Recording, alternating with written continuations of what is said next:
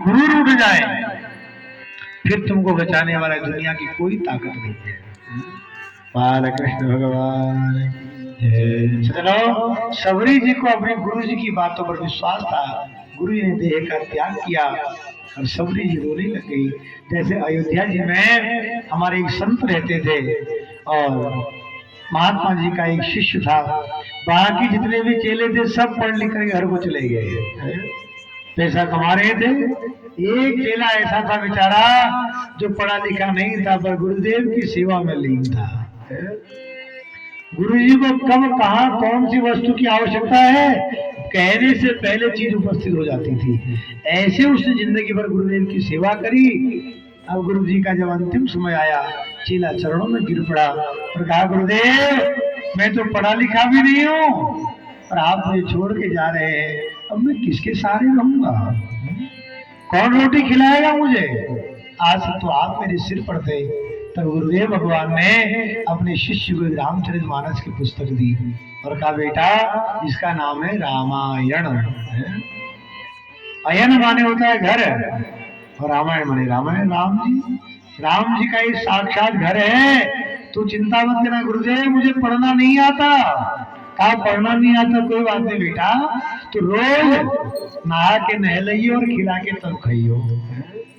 रोज स्वयं पहले स्नान करना फिर गीले वस्त्र इनको पूछना।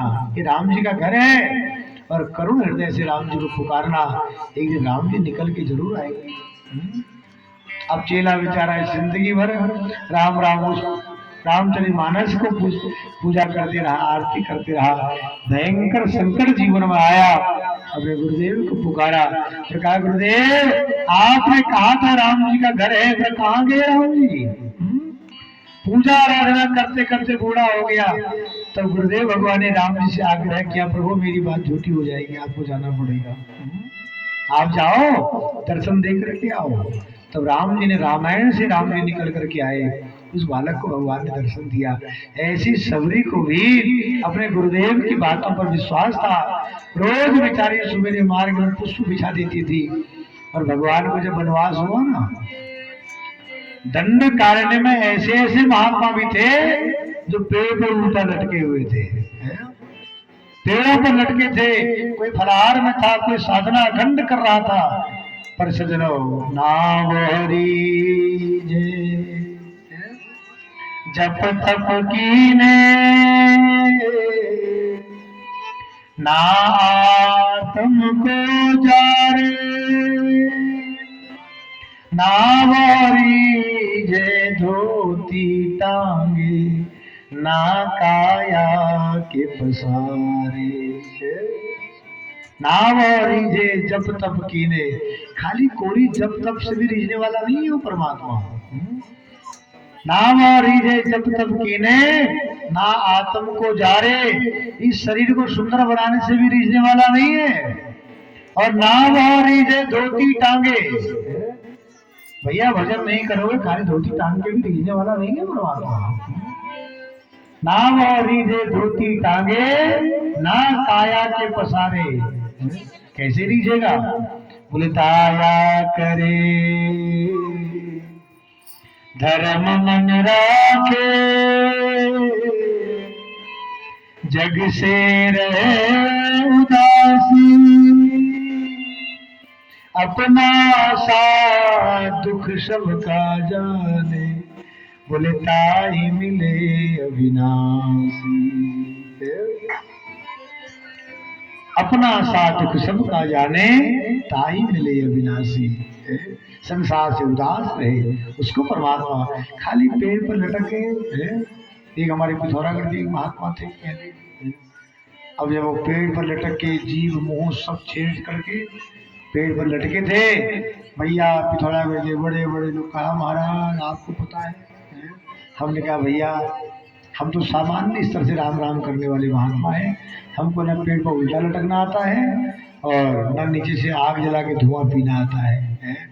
हम तो सामान्य स्तर से भगवान की पूजा करते हैं और सामान्य स्तर से राम नाम का जप करते हैं, उसी से ठाकुर जी सब दे दे रहे, लटकने की जरूरत क्या है?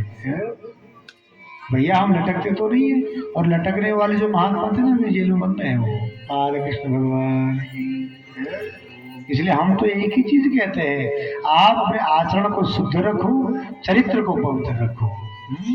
चरित्र की शुद्धि बहुत आवश्यक है सज्जनों। चरित्र को शुद्ध रखो, आचरण को पवित्र रखो, अपना खान पान भी ठीक रखो। कम से कम ज्यादा न भी हो सके तो मांस और मदिरा का सर्वथा त्याग करो। कल हमारे माँ साहब बोल रहे थे कि महाराज जी हमारे गांव में 90% लोग तो ये सब चीज नहीं लेते हैं। बहुत प्रसन्नता हुई छतनो, इतनी खुशी कल मुझे लगा कि भैया कितना दिव्य, यहाँ आना ही सफल हो गया। यदि इस प्रकार की बात है, अभी हम पिलखोली भी एक जगह कथा करने गए, रानी खेत के नीचे है पिलखोली, फरत्याल लोगों का गांव है। जो हमारे पास लड्डू गोपाल जी ना चांदी वाले, वो वहीं के बच्चों ने दिए। 35 लड़के थे जो फरत्याल, सब अच्छे खासे हष्ट पुष्ट। कथा हुई वहां 8 दिन वहां इतना बड़ा कथा का प्रभाव हुआ है। तो 35 लड़कों ने पूर्णाहुति से पहले, और सब ठाकुरों के बच्चे बढ़िया बलिष्ठ, कहे महाराज जी आपने आंखें खोल दी। मैंने क्या हुआ? बोले महाराज जी आज तक हम अज्ञान में पड़े थे, पर आज हाथ में जल लेके संकल्प लेते हैं कि आज से मांस और मदिरा का सर्वथा त्याग करेंगे। हमने कहा तो हमको अब तुम्हारी दक्षिणा नहीं चाहिए, जो दक्षिणा मुझे देना चाहते थे ना, उस दक्षिणा को आपने मंदिर में लगा देना और बढ़िया गोरखनाथ जी की धुनी को और दिव्य बना देना, ये हमारी तरफ से मंदिर की सेवा होगी। तब बोले कि महाराज जी हम आपको भी हमने आपने कुछ देना है, हमको कैसे आप याद रहेंगे? आपके लिए डायमंड ले आते हैं, कुछ ले आते हैं, क्या क्या कह रहे थे? हमने कहा ना, ये सब की आवश्यकता नहीं है। तो हल्द्वानी से वो लड्डू गोपाल जी जो हमारे पास रखे हैं लगभग 300-350 ग्राम के, वो उन्होंने बढ़िया दिव्य सुगठित प्रतिमा भगवान लड्डू गोपाल जी लाए और अर्पित किया। हम आज भी उनकी सेवा पूजा करते हैं। कपड़ा में कथा किया हमने रानी खेत के पास। तो वहाँ के कई लोग जीवन भर के एक दिन आए थे। एक माता इतना रो रही थी, हमने कहा क्या बात है, क्यों रोती है? वहाँ कमरे में बैठे तो कहे महाराज जी क्या करें, आज मेरा घर स्वर्ग हो गया। मैंने कहा क्यों? बोले मेरे पति है ना, हमारी दुकान है वहाँ, बहुत बड़ी दुकान है, तो रोज सवेरे लोग दूध पीते हैं, दही पीते हैं, चाय पीते हैं, और मेरे पति दुकान को जाते हैं 2 घूंट लगा के जाते हैं, 2 पैक लगा के जाते थे। और आज अब इनको 4-5 महीना हो गया महाराज जी, बिल्कुल सब कुछ का त्याग कर दिया। आज ये दुकान को जाते तो हनुमान चालीसा पढ़ के जाते हैं। तो आज मेरा घर स्वर्ग बना कि नहीं बना? पहले जाम पर जाम पीने से क्या फायदा सजनों, शाम को पी तो सवेरे उतर गई है। राम नाम का ऐसा प्याला पियो कि सारी जिंदगी नशे में गुजर गई।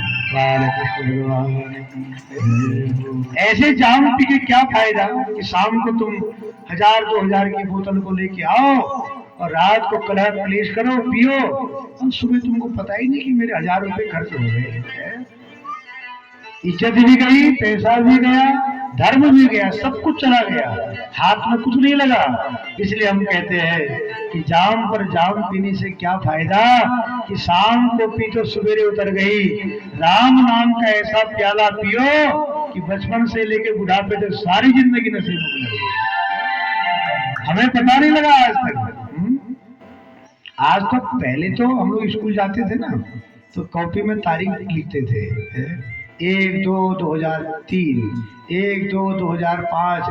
तो हम स्कूल में सोचते थे यार ये कब बीतेगा 2005, कब बीतेगा 2006। 2006-05 निकालना वर्ष मुश्किल हो जाता था, कॉपी में लिखते लिखते थक जाते थे। जब दिसंबर 31 आता था तो चलो यार अब कल से हम 2007 लिखेंगे। और आजकल तो पता ही नहीं लगता 2023 कब चला गया, 24 कब चला गया, अभी 26 भी जाने वाला है। कब सुबह हो रही है, कब शाम हो रही है, कब वर्ष भी जा रहा है। पहाड़ों में कहावत क्यों खाए धान खाए वर्ष वर्ष, पता ही नहीं लगा कब जिंदगी चली जा रही है, ऐसी जिंदगी निकल जा रही है। परसों हम चर्चा भी कर रहे थे, किसी का फोन आया था, उन्होंने कहा यार पता ही नहीं लग रहा है, अब तो जीवन ऐसे ही चला जा रहा है, न भजन कर पा रहे, न उपासना कर पा रहे। जिस चीज के लिए घर छोड़ा था, जैसे भजन करना चाहिए, जैसे भगवान की उपासना करनी चाहिए, ऐसी तो बनी नहीं रही है, क्या करें जाए। तो कहते महाराज जी क्या कहें, जबकि हम ऐसा प्रयास करते हैं। अब आश्रम में भी रहें तो वहां भी हम 2-3 घंटे का कोई ना कोई अनुष्ठान ले लेते हैं।